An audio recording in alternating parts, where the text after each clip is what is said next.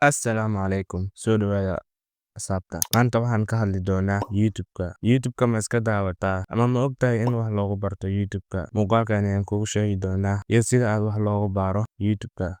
Soo dhawaada. Kanaalkeen haddaan aad cusub tahay, subscribe noo saar. Muuqaalkan ayaan gudagalaynaa. YouTube-ka waa madal ay kulmiso fiidiyoyaal badan oo ku saabsan waxbarashada, madadaalada, muusikada. Asxaabta marka waxaan ka adeegsan doonaa dhanka waxbarashada. YouTube-ka waxa aad wax uga baran kartaa tillaabooyinka soo socda. Marka koowaad, raadi casharada. Sida aad ku raadin lahayd casharada, waxa aad isticmaashaa searching. Markaas kadib waxaad ku qoraysaa mowduucii aad rabtay. Tallaabada labaad, raadi playlist. Qaar ka mid ah kanaalada waxay leeyihiin playlistyo oo diiradda saaraya mowduuc gaar ah oo aad ka daawan kartaa casharada si isdaba joog ah. Tallaabada saddexaad, iska xaqiiji casharada. Waxaad ku xaqiijin kartaa casharada eeg faallooyinka iyo qiimeynta casharka lagu bixiyo. Tallaabada afaraad, isticmaal qalabka YouTube-ka. Markaan ku leeyahay isticmaal qalabka YouTube-ka, waxaan ula jeedaa watch lecture. Lecture-ka waxaa loo adeegsanayaa keeso casharada oo rabto inaad daawato mustaqbalka. Waa su'aale,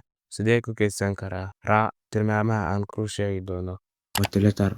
Marka koowaad, fiidiyowgii aad rabtay soo qaado. Markaad fiidiyowgii aad rabtid soo qaadatid, waxaad samaynaysaa meeshaan safety ay ku qoran tahay. Meeshaan safety ay ku qoran tahay aan idin calaamaynayo ayaa watch lecture lagu wadaa. Marka haddii aan taabano waa noo save garaysan yahay fiidiyowga. Sida aan idinku tuso, waxaad YouTube-ka aad ka galaysaa. Markaan taabano YouTube settings-kiisa, marka waa kana na save garaysan yahay.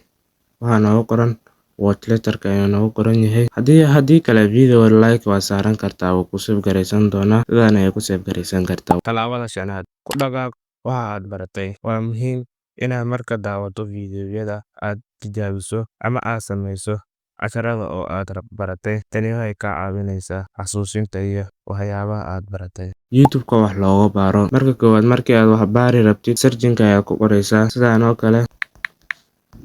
Markii aad rabtid aad ku soo qortay, waxa ku soo baxaya fiidiyoyaal badan. Waad ka sii eegi kartaa age-kiisa, da'diisa ayaa ka sii eegi kartaa 1 sano. Sidaan ayaa ku sii fiirin kartaa.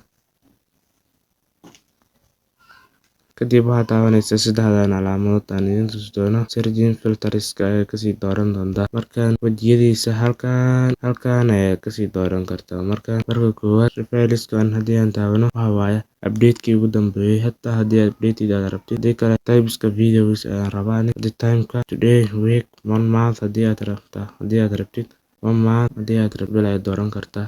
Fiidiyowaalka bil la soo geliyo. Haddii marka waqtiga ayaa kasii goobi kartaa 4 minute, 20 minute, 20 above. Marka 20 above ayaan dooran doonaa. Kadib apply ayaad dhihi doontaa. Video ayaa kuu soo baxaya. Waa kaa Sheikh Mustafa hadda wuxuu leeyahay 2 weeks. Halkan ayaan ku gabagabin doonaa muuqaalka. Assalaamu calaykum warahmatullaahi taala wabarakaatuh.